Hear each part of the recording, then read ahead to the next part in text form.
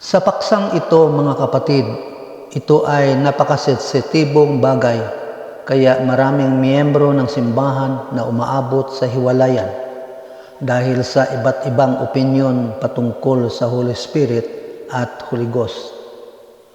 Sa unang bahagi mga kapatid, dapat nating aalamin kung kailan ba nag-i-exist o umiiral ang salitang tumutukoy sa Diyos na Holy Spirit. Siyempre, before creation. Bakit? Dahil wala pang nilalang na sasamba sa Kanya para tawagin siyang Diyos o Ama. Kaya maliwanag na before creation, the Holy Spirit existed already. Ayon sa Psalms chapter 92 verse 2, before the mountains were brought forth, or ever thou hast formed the earth and the world, even from everlasting to everlasting, thou art God. To clarify the term na ginagamit dito ng writer is God, because ang sumulat nito ay sa panahon na umiiral na ang salitang Diyos. Halos 2,000 taon ang lumipas bago ginamit si Moses ng Diyos para isulat ang lumang tipan.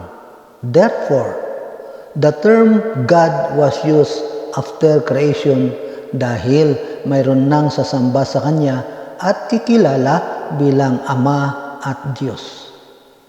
Kaya ang Ama at Diyos ay isang identity na tumutukoy sa Holy Spirit. Sa kabilang dako naman is patungkol kung kailan umiiral ang salitang Holy Ghost. Bago natin bigyang pansin ito mga kapatid, dapat pansinin kung sino-sino ba ang mga translator ng Biblia from the original language na Greek. Ang Greek manuscript, ito yung kinasihan ng Diyos.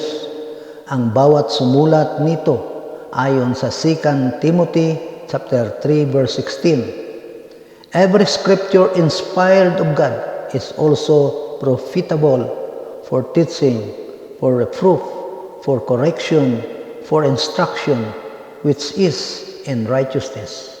But, pagdating sa iba't ibang translator, sa iba't ibang kapanahunan ay nagkaroon ng iba't ibang unawa sa pagsasali nito, kaya dito nagsimula ang debate. Sa saling aklat ni Mateo ayon sa King James Version 16:11 ay ganito, Matthew chapter 1 verse 18. Now the birth of Jesus Christ was on this wise, when as his mother Mary was espoused to Joseph pala, before they came together, she was found with the child of the Holy Ghost.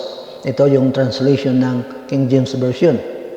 But, verse 20, but while he thought on these things, behold, the angel of the Lord appeared unto him into a dream, saying, Joseph, the son of David, fear not to take unto thee Mary the wife, for that which is conceived in her is of the Holy Ghost. Ang translation na ito is contradict sa panahon ng pangyayari. Ang term na Holy Ghost ay di pa umiiral sa time na iyan dahil si Kristo ay hindi pa namatay. Ayon sa John 7 verse 39, but they speak he of the Spirit which they that believe on him should receive, for the Holy Ghost was not yet given, because that Jesus was not yet glorified. Maliwanag na mamatay muna si Kristo at mag-glorified after His resurrection upang maibigay ang Holy Ghost. Ang nag-translate ng King James Version, bakit Holy Ghost ang ginamit niya? Dahil sa panahon ng pagsalin niya ay umiiral na ang Holy Ghost. Kaya ang unawa nila is the same lang ang Holy Spirit at Holy Ghost. Ngunit pansinin natin at unawain ng aktwal na pagbubuntis ni Maria ay hindi pa umiiral ang Holy Ghost. Base sa translation ng American Standard Version ay ganito ang aktwal na pangyayari. Now, the birth of Jesus Christ was on this wise, when his mother Mary has been betrothed to Joseph, Before they came together, she was found with the child of the Holy Spirit. Matthew 1:18. But when he thought on these things, behold, an angel of the Lord appeared unto him in a dream, saying, Joseph, the son of David, fear not to take unto thee Mary thy wife, for that which is conceived in her is of the Holy Spirit. Matthew chapter 1 verse 20. Ito ang tugma sa aktual na pangyayari sa panahon ng kanyang pagbubuntis.